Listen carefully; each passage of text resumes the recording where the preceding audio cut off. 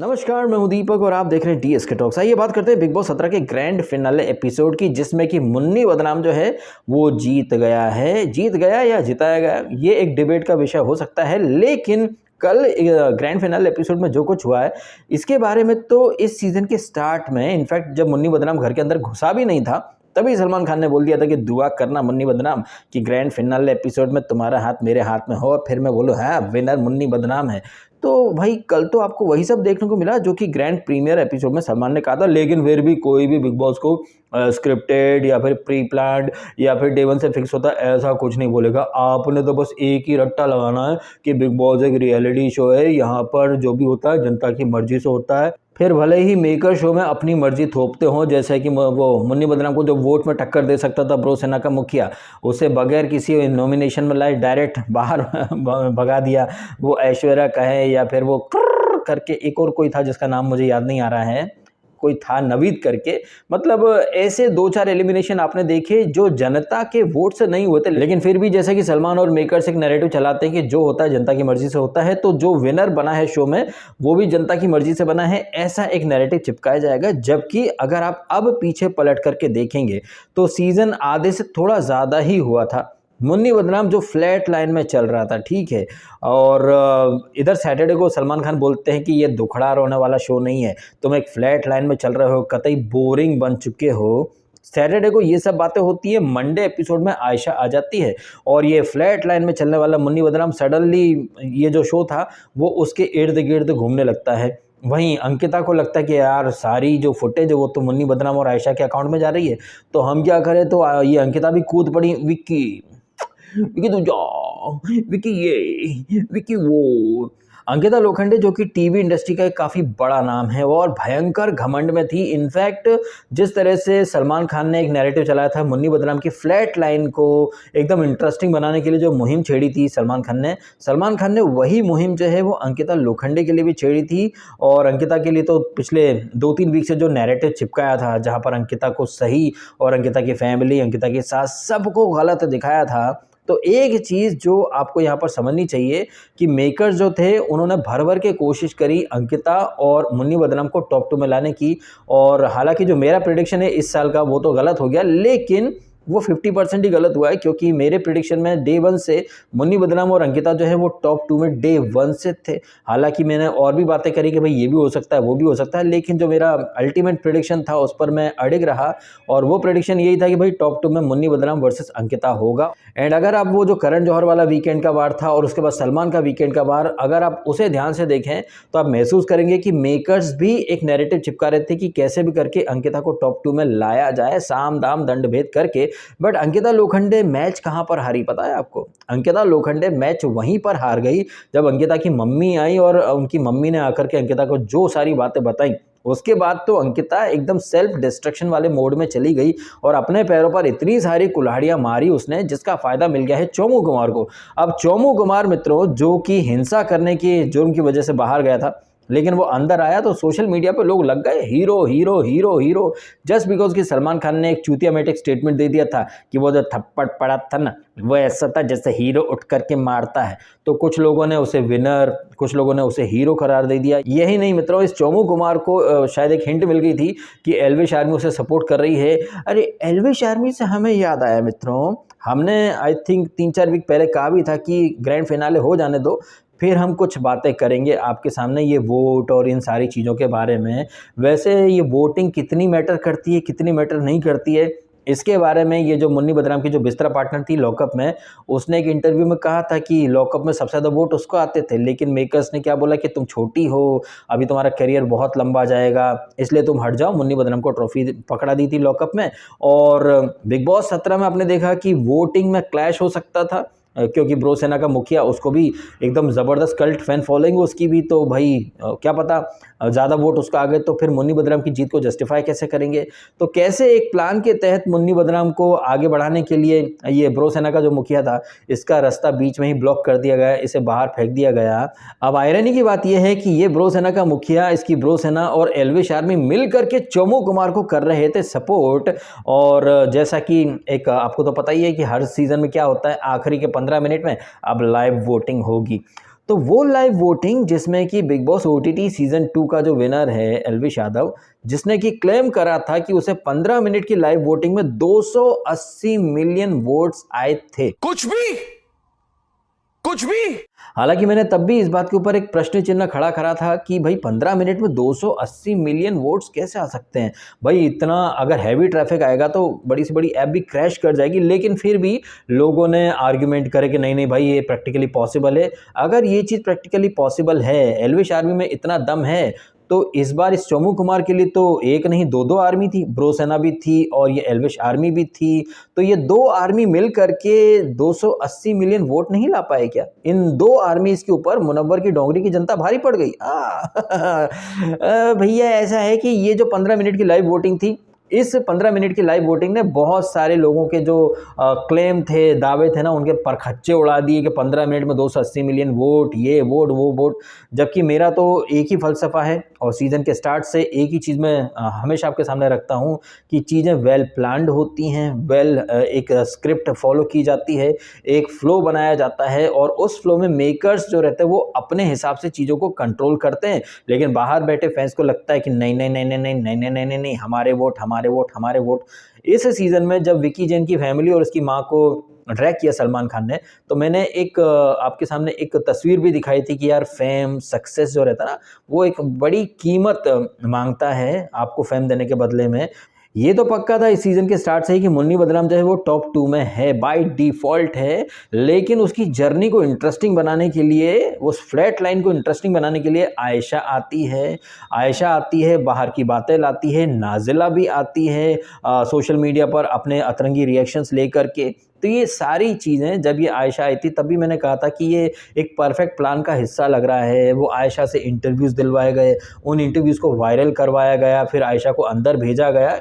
ये सारी की सारी चीज़ें अगर अब भी आपको रियल लग रही हैं, स्पॉन्टेनियस लग रही हैं, तो आई थिंक अपने दिमाग का इलाज करवा लीजिए, क्योंकि ये सारी चीज़ें वेल प्लान्ड, एक वेल लिखी गई स्क्रिप्ट का एक हिस्सा थी। उस स्क्रिप्ट के तहत ये आयशा और मुन्नी बदनाम को 3 से 4 वीक का पूरा अटेंशन सिर्फ इनको मिल गया और इन्हें फुटेज मिल रहा था। तो इस चक्कर में अंकिता इतनी इनसिक्योर हो गई कि उन्होंने अपने ही पैरों पर कुल्हाड़ी मार ली। और शायद ये एक सबसे बड़ी वजह है कि वो अंकिता जिन्हें मेकर्स भी टॉप 2 में लाना चाहते थे। और सलमान खान ने तो कल बोल ही दिया ना इसके अंकिता के एलिमिनेशन के टाइम पर कि आप कैसे बाहर आ गई, मैं तो सोच रहा था आप ही विनर बनोगी। कहीं ना कहीं सलमान खान मन में सोच रहा होगा, यार अंकिता तुम्हें आगे बढ़ाने के लिए मैंने तुम्हारी सास को भी बुरा भला बोल दिया, तुम्हारे रिश्तेदारों को गैंगरीन बोल दिया, इनसिक्योर बोल दिया, लेकिन यार तुम तो वो टॉर्चर वाली टास्क के बाद ऐसे टॉक्सिक मोड में गई हो कि अपने ही पैरों पर कुल्हाड़ी मार ली। एक्चुअली में अंकिता ने अपने ही पैरों पर कुल्हाड़ी मारी है।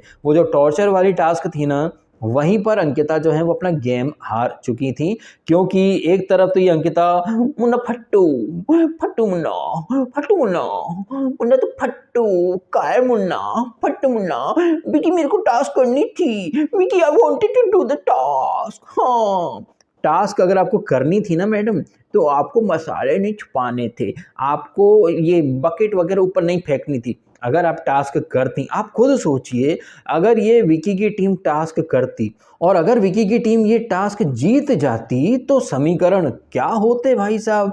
अगर विकी की टीम ये टास्क जीत जाती तो फिर नॉमिनेशन में कौन आता? नॉमिनेशन में आता मुन्नी बदनाम, मनारा, अभिषेक और ये अरुण महाशेट्टी। और चूंकि उस वीक में हुए थे डबल एलिमिनेशन, तो अरुण को निकालते और फिर बारबी हांडा, मुन्नी बदनाम और चोमू कुमार में किसी एक को निकालते। भाई मतलब सीन क्या से क्या हो जाता। लेकिन भैया जब अपने ही पैरों पर कुल्हाड़ी मारने पर सवार हो, उतारू हो विकी जैन और अंकिता लोखंडे, तो क्या ही किया जाए।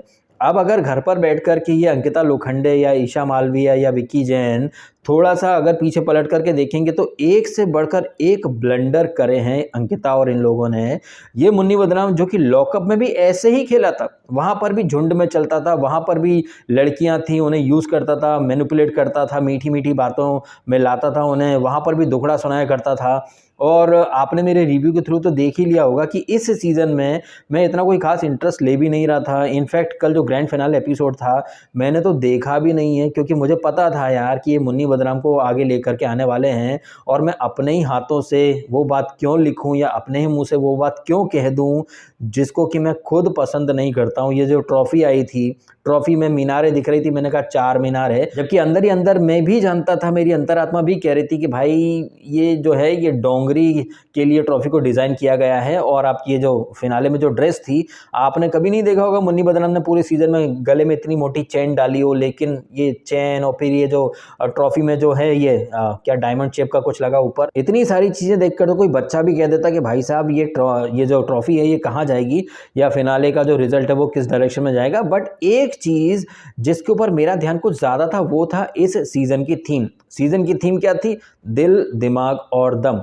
अगर दिल, दिमाग और दम एक क्राइटेरिया के तौर पर हम लें तो मुन्नी बदनाम इस क्राइटेरिया पर कतई खरा नहीं उतरता है। ना तो उसने दिल से कोई रिश्ते बनाए, ना ही उसने दमदार तरीके से कोई बात कबूल करी। और रही बात दिमाग की, तो जिस तरह से सलमान खान ने और बिग बॉस ने बार बार बोला कि मुन्नी बदनाम तो फीडबैक का मोहताज है, वो अपने दिमाग से चलता ही नहीं है। तो अगर थीम के अकॉर्डिंग देखा जाए तो मुन्नी बदनाम, जैसे लॉकअप में भी थीम थी बोल्ड और कौन है बैड एस, तो वहाँ पर भी वो एकदम फट्टू चंद फटोलिया था। उस थीम के अकॉर्डिंग भी वो विनर नहीं था, वहाँ पर पायल रोहात की थीम के अकॉर्डिंग विनर थी। और यहाँ पर दिल, दिमाग और दम, तो किसके रिश्ते दिल से बने? तो अंकिता लोखंडे। कौन अपने रिश्तों के लिए दमदार तरीके से खड़ी होती? वहां पर अंकिता खड़ी थी। लेकिन आखिरी के 3-4 वीक में अंकिता ने जो ब्लंडर करे, जो कि रोहित शेट्टी ने भी आकर के हाईलाइट करा कि आखिरी के 3 वीक में अंकिता कुछ अलग थी।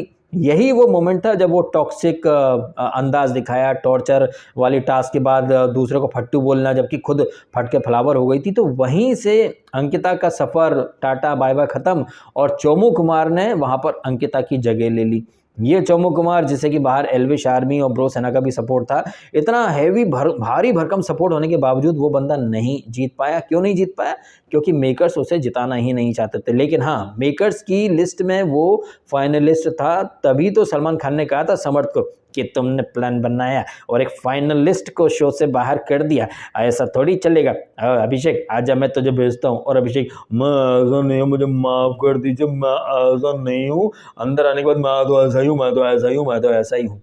ये सारी चीज़ें आपके सामने हैं, आपने भी देखी हैं। इसकी अभिषेक की री एंट्री करवाना, सलमान और करण जौहर का अंकिता के लिए माहौल बनाना, घर के अंदर आयशा को भेजना, बाहर नाजिला से इंटरव्यू दिलवाना, ये सारी चीज़ें अगर आपको अभी भी स्पॉन्टेनियस और रियल लग रही हैं, एक स्क्रिप्ट का पार्ट नहीं लग रही हैं, तो भैया आई थिंक अपने दिमाग का आप लोग इलाज करवा ले तो बेहतर होगा।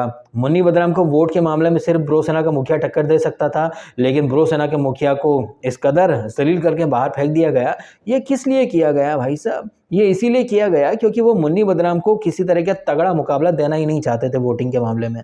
और जिस तरह से लॉकअप में मुन्नी बदनाम ने ऑडियंस को मैनिपुलेट कर दिया था, कंटेस्टेंट को मैनिपुलेट कर दिया था, आयरनी और दिक्कत की बात तो ये है कि ये विकी जैन जैसे लोग या फिर अभिषेक कुमार जैसे लोग या फिर अंकिता जैसे लोग, इन्होंने ही तो इस मुन्नी बदनाम जैसे सपोले को अपनी छाती से चिपका करके आगे तक पहुंचाया है। किसी भी कंटेस्टेंट ने इस मुन्नी बदनाम के सामने एक टफ फाइट प्रस्तुत ही नहीं करी। और ये मुन्नी बदनाम जो कि इतना बोरिंग, इतना नीरस था, जिसको रोहित शेट्टी ने भी बोरिंग बोला, सलमान ने भी बोरिंग बोला। और ये जो बोरिंग पर्सनैलिटी है मुन्नी बदनाम की, सिर्फ उसके जाहिल फैंस को इंटरेस्टिंग लगती है। और तो और ये मुन्नी बदनाम, जैसे कि रोहित शेट्टी ने कहा कि तुम मर्द की तरह सवालों का सामना करने के बजाय बातें गोल गोल घुमाते रहे, इसकी ठरकपंती, जिस तरह से लड़कियों को यूज करता है, थ्रो करता है, एक कतई ठरकी और नेक्स्ट लेवल का वुमनाइजर, जिसे कि सलमान खान ने ट्रॉफी पकड़ा दी। सलमान खान जो कि इसे बोरिंग बोल रहे थे तुम क्लूलेस हो, तुम समझदार नहीं हो, वही सलमान खान इसका सस्ता वकील बन गया कि भैया तुम स्टड नहीं हो, वो लड़की तुम्हारे नाम से फेमस होने आई है, ऐसा वैसा करके। मतलब पहले तो सलमान खान इसे जलील करता रहा, फिर वही सलमान खान इसको कहीं ना कहीं विक्टिमाइज दिखाता रहा। और ये जो कंटेस्टेंट थे घर के अंदर, वो इस मुन्नी बदनाम की धज्जियां उड़ाने के बजाय अंकिता जैसे लोग इसके सस्ते वकील बन करके खड़े हो गए थे। नहीं मुन्ना झूठ नहीं है, मुन्ना ये नहीं है, मुन्ना अच्छा दूध का धुला है, ये है वो है। तुम इसे सपोर्ट करते रहे, इसे अपने सीने से चिपकाए घूमते रहे, ये तुम पर ही पैर रखकर आगे चला गया। अब तुम बैठे अपने छेले हुए गुर्दों पर एक मरहम लगाने का काम करो और बस अब क्या है कि सांप निकलने के बाद लाठी पटपटाओ कि काश हमने ये कर दिया होता, काश विकी मैंने वो कर दिया होता। जब करना था तब तो तुम लोगों ने कुछ नहीं करा और अपने ही कॉम्पिटिटर को तुम लोग प्रमोट करते रहे, सपोर्ट करते रहे, उसे कैप्टन बनाते रहे। जो लड़कियों के संग धोखा करता है, फरेब करता है, लड़कियों को इस्तेमाल करता है। कृष्णाभिषेक बोला कल उसमें रोस्ट में, मैंने क्लिप देखी जहां पर कह रहा था कि इनके घर में खाने को रोटी नहीं थी लेकिन बनाने वाली 3-3 थी। तो इतना तो ये झूठा है और इस झूठे ठरकी वुमनाइजर को एक विनर बना करके कहीं ना कहीं समाज में बहुत ही घटिया वाला एग्जाम्पल सेट कर दिया सलमान खान ने कि आप आओ, लड़कियों को चीट करो, लड़कियों को यूज एंड थ्रो करो, झूठ बोलो, उसके बाद आप ट्रॉफी लेकर के चले जाओ। भाई इस तरह से इस तरह की घटिया मेंटेलिटी को जनरलाइज करके, नॉर्मलाइज करके पब्लिक पर थोप दिया है सलमान खान ने। आयरनी की बात है कि ऐसी घटिया मेंटेलिटी को भी कई लोग एंटरटेनमेंट बोल रहे हैं, जबकि एंटरटेनमेंट के नाम पर ये मुन्नी बदनाम ने सिर्फ और सिर्फ लोगों को पकाया है। बहुत ही बोरिंग पर्सनैलिटी और सीजन को भी बोर बना करके रख दिया इसने। इनफैक्ट ये सीजन अपने आप में इतना बोरिंग रहा है कि बिग बॉस 13 के बाद ये पहला सीजन है जो एक्सटेंड नहीं हुआ है, जबकि बिग बॉस 15 और 14 जैसे बोरिंग सीजन भी एक्सटेंड हो गए थे, लेकिन ये सीजन तो भाई साहब इतना कतई बोरिंग और नीरस रहा है। इनफैक्ट ये जो ग्रैंड फिनाले वीक था, इस फिनाले वीक में विकी के एलिमिनेशन के बाद तो कुछ सीजन में था ही नहीं। कभी रोहित शेट्टी आ रहे हैं, कभी दिबांग आ रहा है और इतना बोरिंग वीक निकला है भाई। इतने महा बोरिंग सीजन का विनर बना है so called stand up comedian, जिसकी कॉमेडी में सिर्फ धर्म पर मजाक बनते हैं, ट्रेजेडी पर मजाक बनते हैं। लेकिन हाँ, अब मुन्नी बदनाम को क्या कि बिग बॉस 17 में जो उसने टाइम स्पेंड करा है वो उसके ऊपर बातें कर करके अगले 1 साल जहाँ पर भी जाएगा वो कॉमेडी करने। तो अभिषेक और मेरा ऐसा था, अंकिता मेरा ऐसा था, विक्की और मेरा ऐसा था, लाला सारे रिकॉर्ड तोड़ लाऊंगा, छोड़ के आऊँगा, टनल तक छोड़ाऊँगा।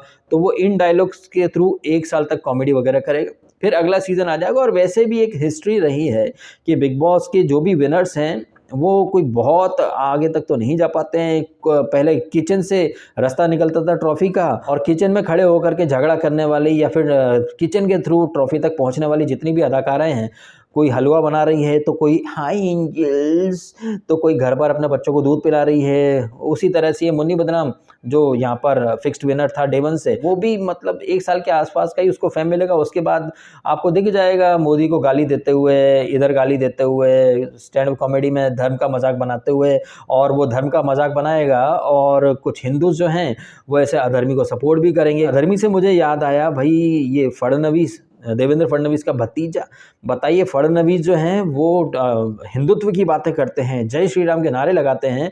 उन्हीं फडणवीस का भतीजा जो है डोंगरी के नल्ले नवाब को डिफेंड करता फिरता है, सपोर्ट करता फिरता है। तो अब देख लीजिए बीजेपी के अंदर भी क्या भयंकर लेवल का दोगलापन है।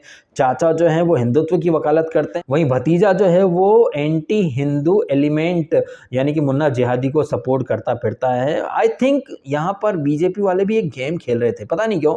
एक पाकिस्तान का जर्नलिस्ट जो कि अक्सर इंडिया को कोसता फिरता है, कहता है कि इंडिया में मुसलमानों का हक मारा जा रहा है, लेकिन मुन्नी बदनाम जीता उसके बाद तो फरीद खान जो है पाकिस्तान से ट्वीट कर रहा है कि माशाल्लाह क्या बात है, क्या बात है।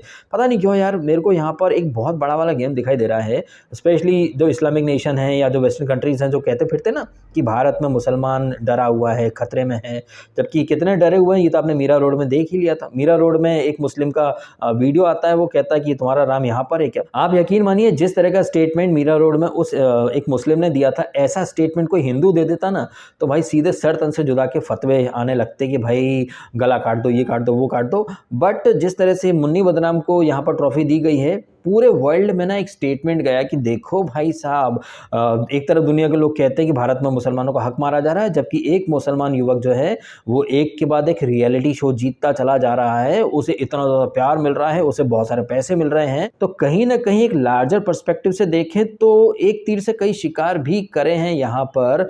अब एक बहुत बड़ा वाला गेम है जो कि इस्लामिक नेशंस या जो वेस्टर्न मीडिया जो अक्सर भारत को कोसते हैं कि इस्लामोफोबिया, ये फोबिया, वो फोबिया, और यहाँ पर जवाब के तौर पर एक तस्वीर प्रस्तुत कर दी जाएगी। अगर इस्लामोफोबिया होता तो मुन्नी बदनाम एक के बाद एक रियलिटी शो नहीं जीतता। ये एक बड़ा मैसेज देने की भी कोशिश की गई है। यहाँ एक बड़े लेवल का गेम प्लान भी इन्वॉल्व है, ऐसा मुझे तो लग रहा है।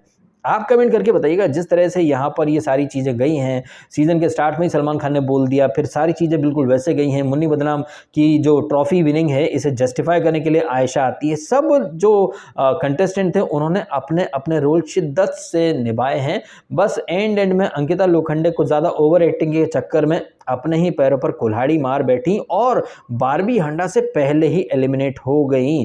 बारबी हांडा भाई वो टॉप 3 में आ गई, लेकिन अंकिता लोखंडे टीवी का बड़ा नाम पवित्र रिश्ता वाली जो अदाकारा थी वो टॉप 3 में नहीं आ पाई। भाई घनघोर बेइज्जती है, लेकिन इस बेइज्जती का जो ठीक रहा है वो अंकिता के खुद के ऊपर ही फूटना चाहिए। वहीं अंकिता के घर में अब खूब कलेश हो रहा होगा। विक्की जन बोल रहा होगा मंगू तेरे चक्कर में मेरी मम्मी को हल्का सुनने को मिला, मंगू तेरे चक्कर में मैं कोई गल नहीं खेल पाया, मंगू तू ट्रॉफी लेकर आ जाती तो सही भी रहता, मंगू लेकर तू तो ट्रॉफी भी नहीं लाई, ना खुदाई ने मिला ना विशाले सनम, मंगू ना इधर के ले ना उधर के ले, मम्मी मैं क्या करूँ डिवोर्स दे दो इसको। और मम्मी बोलेंगी देखो बेटा बिलासपुर में तो थू थू हो गई है, कैसी बहू है, इसके लिए हम ललिता पवार तक बन गए, हमको बता हमें ललिता पवार बना दिया, ट्रॉफी ले आती तो ठीक भी था, ट्रॉफी भी नहीं ला पाई, अब क्या बोले, हम तो कुछ बोलेंगे तो सब हम ही को गाली देंगे। करण जौहर और सलमान पूरे बिलासपुर में थू थू कर दिया अंकिता ने, हम क्या बता हमारे मुन्ना। ये सारा कलेश वगैरह चल रहा होगा, 1-2 दिन का ही कलेश होगा, फिर तो यार सब वैसे भी बातें भूल जाते हैं। चलिए इन्हीं सारी बातों के साथ अब मैं वीडियो कर देता हूँ खत्म। आप कमेंट करके बताइएगा जिस तरह से ये ग्रैंड फिनाले गया है, अरुण का एलिमिनेशन कर दिया, फिर अंकिता का, फिर बारबी हांडा, फिर चोमू कुमार सोच रहा था वाह मैं तो जीत जाऊंगा, मैं तो जीत जाऊंगा।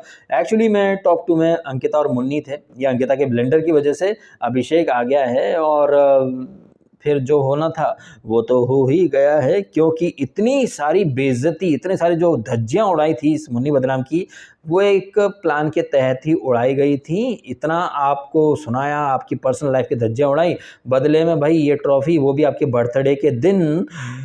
It can not be A coincidence me Lord, it's a well planned script, well planned, और क्या बोलते हैं Salman Khan, well planned well executed. I think आपको ये चीज़ें ध्यान में रखनी चाहिए कि कैसे प्लानिंग होती है, कैसे एग्जीक्यूशन होता है, सारी चीज़ें एकदम वेल प्लान्ड स्ट्रेटजी के तहत जाती हैं। लेकिन आपको लगता है कि आपके वोट से हो रहा है, आपके ट्रेंड से हो रहा है, तो आप रहिए इन ख्यालों की दुनिया में। क्या आप ही ने ट्रेंड करे थे आयशा को भेजने के लिए? क्या आप ही ने ये बातें बोली थी कि नाजिला आजा तू लाइव वो दे दे स्टेटमेंट वगैरह? नहीं ना।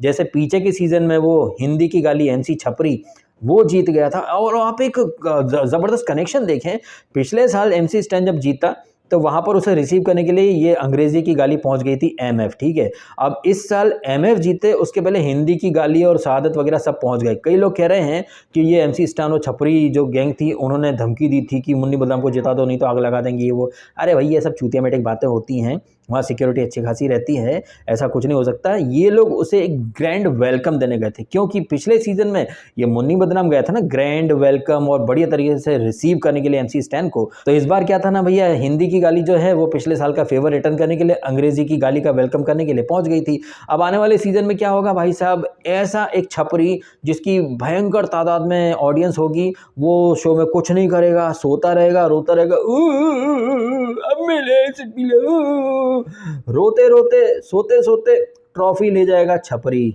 जस्ट बिकॉज उसकी एक बड़ी सी ऑडियंस होगी। और उस ऑडियंस से इंगेजमेंट लेने के लिए मेकर्स उस पर्टिकुलर कंटेस्टेंट की थोड़ी बहुत धज्जियाँ उड़ा देंगे। जैसे मुझे याद आ रहा है एल्विश यादव को भी एक वीकेंड पर काफ़ी बुरी तरह से सलमान ने झाड़ा था। ये सारी चीज़ें क्यों करते हैं मेकर्स? भाई उनकी आर्मी को एक्टिव करने के लिए, एक्टिवेट करने के लिए, और यही फंडा आपने इस साल भी देख लिया। इस साल तो एक छपरी की आर्मी थी सही, दूसरे छपरी की आर्मी और सारे सेलिब्रिटीज़ की आर्मी सब कूद पड़े थे। एक छपरी को सपोर्ट करने के लिए दूसरा MC स्टैन छपरी पहुंच गया, भाई छपरी से छपरी मिले और ले छपरिस्तान बना डाला बिग बॉस को। और क्या, आप कमेंट करके बताइएगा जिस तरह से बिग बॉस एक छपरिस्तान का अड्डा बन चुका है। और जो भी हैं आपके ओपिनियंस कमेंट करके बताइएगा। मिलता हूँ आपसे अगले वीडियो में। फिलहाल आपने समय निकाला, वीडियो देखा, आपका बहुत बहुत धन्यवाद। Thank you so much.